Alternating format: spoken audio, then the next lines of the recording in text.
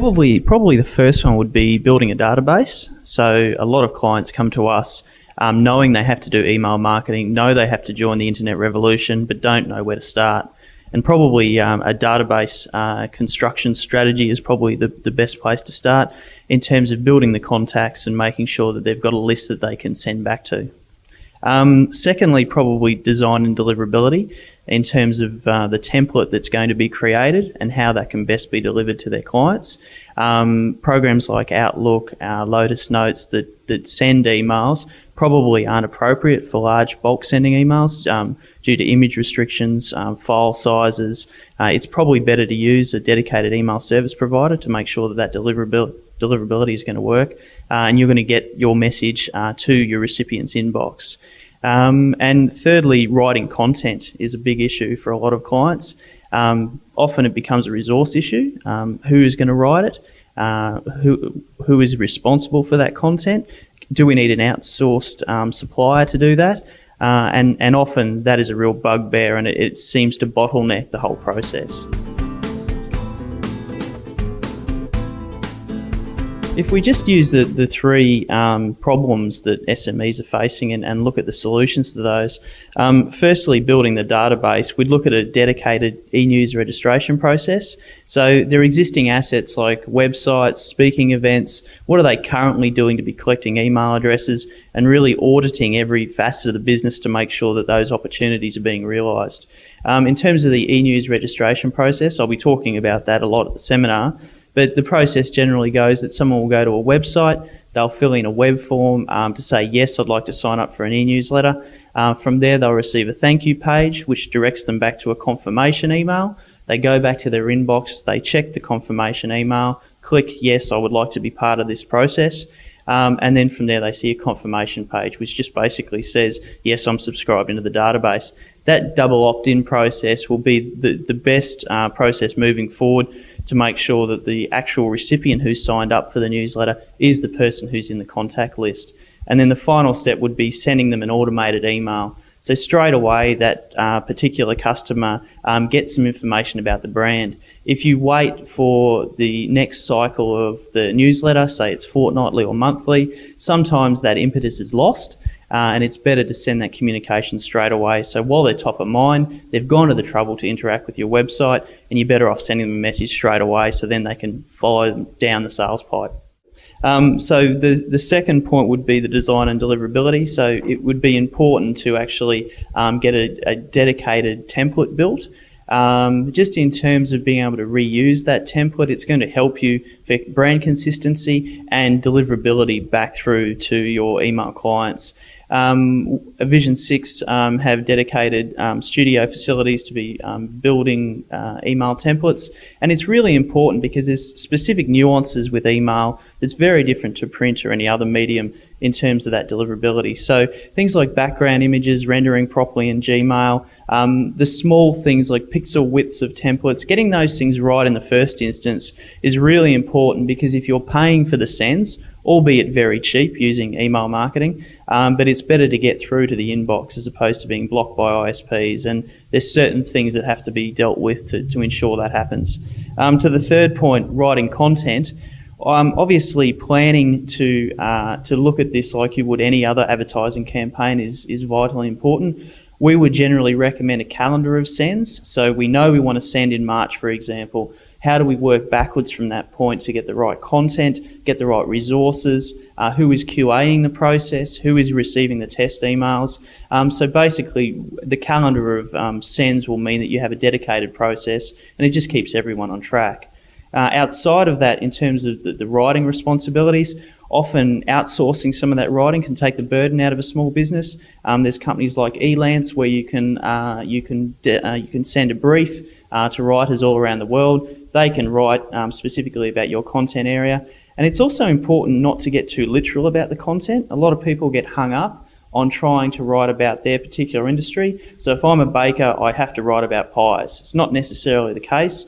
One of our clients, RSEQ, do that particularly well, where we could talk about changing a tyre week in, week out, but it'd get pretty boring and the unsubscribe button would get a workout. I think it's more important to actually look at the scope of the brand and see what content areas you can talk about with competency. RSEQ, for example, talk about the romance of touring, their travel product. There's a wide scope of things that they can talk about. So don't get too literal about the content, and make sure that you can talk in a human nature and with a bit of personality.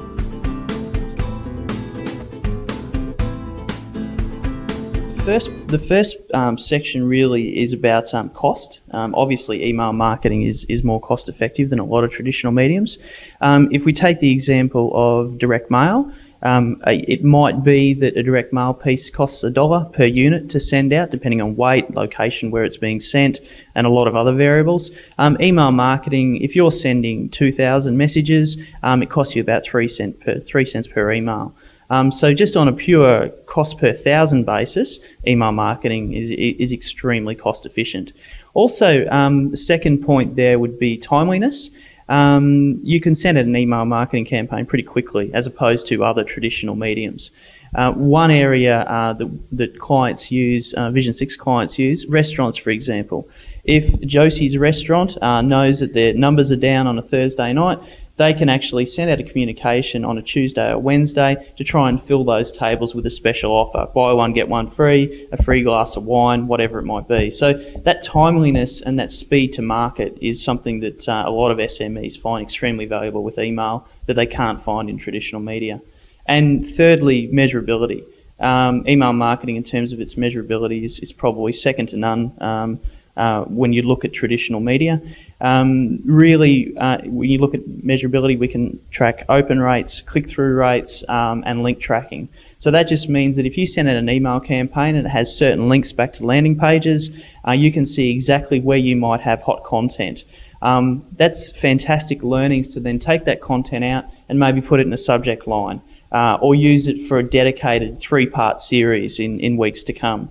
So really that content and the measurability side of things is a great advantage of email.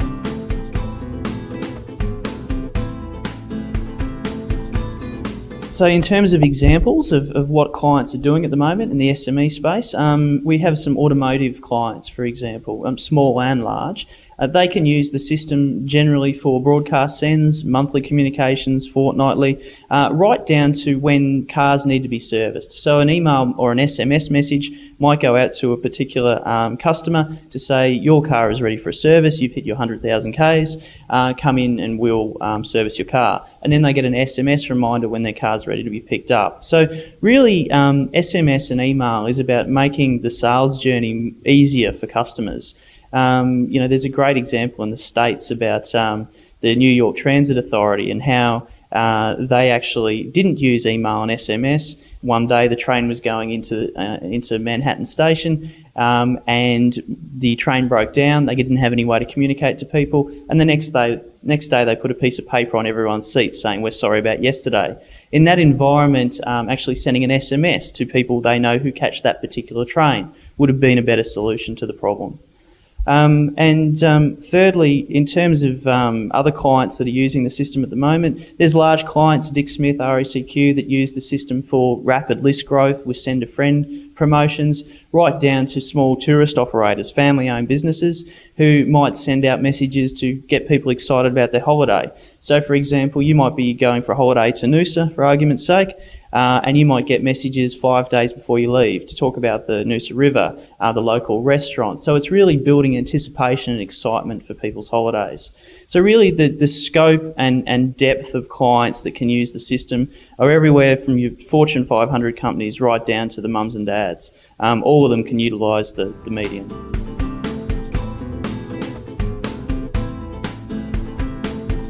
Really, the event in March, I'd like to talk about some functional, practical elements of email marketing, taking consideration of the audience, the small business efforts that people are trying to do in this hardened economy. Email marketing can be a real ally in terms of how people grow their business.